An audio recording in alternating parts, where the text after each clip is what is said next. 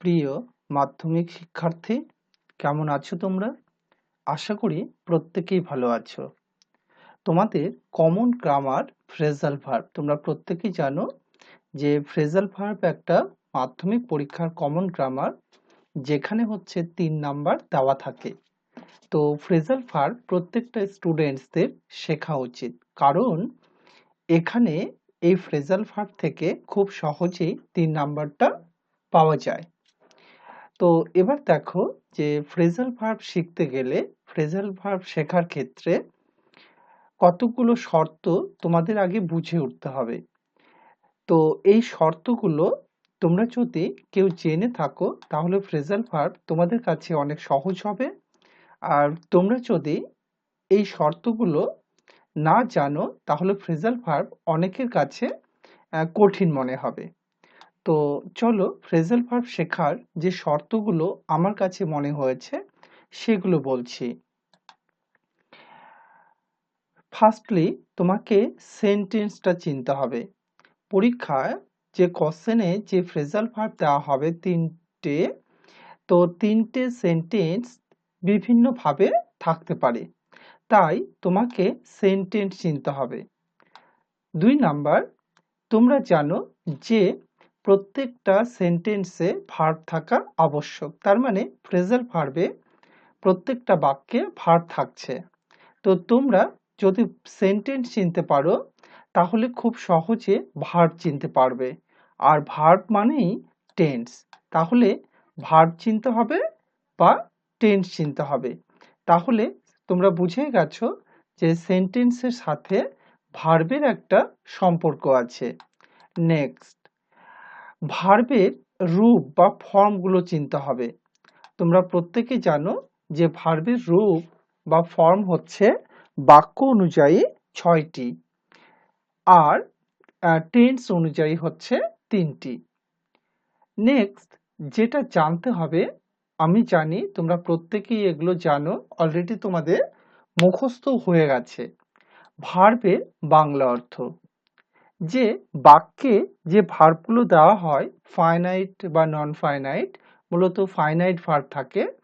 তো সেই ভার্বগুলো যে বাংলা অর্থ, সেই ভার্বগুলোর বাংলা অর্থ মূলত ফ্রেজাল ভার্বের ক্ষেত্রে যে মুখস্থ করতে হয়, আশা করি তোমরা সেগুলো মুখস্থ করেছো। তো এই হচ্ছে ফ্রেজাল ভার্ব শেখার 4টে শর্ত। তোমরা কমেন্টে জানিয়ে দাও এই 4টে শর্তের মধ্যে তোমাদের কাছে কি কি অজানা। আমি ক্লাসটা সেখান থেকে শুরু করতে চাইছি। এবার দেখো সেন্টেন্স কেন চিনবো। আমি এখানে 3টে সেন্টেন্স নিয়েছি তোমাদের বোঝানোর জন্য। এই যে দেখো, এ number 1 number sentence, the patient will recover within a week. আমি মূলত সেন্টেন্স নিয়ে কথা বলছি। তো দেখো, এই যে ব্যক্তি দ্বারা শুরু, ফুল স্টপ দ্বারা শেষ, মানে অ্যাসার্টিভ। এইটা দেখো প্লিজ দ্বারা শুরু হয়েছে, ফুল স্টপ দ্বারা শেষ হয়েছে, মানে ইম্পারেটিভ সেন্টেন্স। এইটা দেখো সাবজেক্ট দ্বারা শুরু হয়েছে, ফুল স্টপ দ্বারা শেষ হয়েছে, মানে এটা হচ্ছে অ্যাসার্টিভ সেন্টেন্স। তাহলে এই সেন্টেন্সের মধ্যে আমরা 2 ধরনের সেন্টেন্স পেলাম, দুটো হচ্ছে অ্যাসার্টিভ আর এইটা হচ্ছে ইম্পারেটিভ, তাই না? তো এবার প্রত্যেকটা বাক্যে দেখো ভার্ব আছে। এই যে এই ভার্বগুলো, আন্ডারলাইন করা ওয়ার্ডগুলো হচ্ছে ভার্ব। তো তোমরা জানো যে ভার্ব কোনগুলো।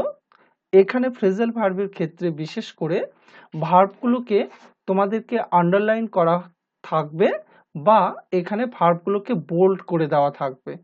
তোমরা লেখা ওয়ার্ডগুলোকে দেখলেই বুঝে যাবে যে আসলে এগুলো হচ্ছে ভার্ব। এবার ভার্ব তো চিনলে, ভার্বের কিন্তু এই ফর্ম বা রূপ, এইটা খুব ভালো করে বুঝতে হবে। তার সাথে বুঝতে হবে টেন্স। তো তোমরা বলতে পারবে যে এখানে রিকভার ভার্বটি কোন টেন্সে আছে বা কোন ফর্মে আছে? এখানে 2 নাম্বার বাক্যে ভার্বটি কোন টেন্সে আছে বা ফর্মে আছে? সি নাম্বার মানে 3 নাম্বার 3 নাম্বার বাক্যে এই ভার্বটি কোন ফর্মে আছে? তোমরা বলতে পারবে? তোমরা যারা বলতে পারবে তোমাদেরকে অভিনন্দন। আর তোমরা যারা এগুলো ঠিকঠাক বোঝো না তোমরা কমেন্টে জানিয়ে দাও। তোমাদের ধারাবাহিকভাবে ফ্রেজাল ভার্বের উপর আমি অনেকগুলো ক্লাস নেব। তো তোমরা কমেন্টে জানিয়ে দাও। এই প্রত্যাশা রেখে ক্লাসটি শেষ করলাম। প্রত্যেকেই ভালো থাকবে। আবারও দেখা হবে নতুন কোনো ক্লাসে।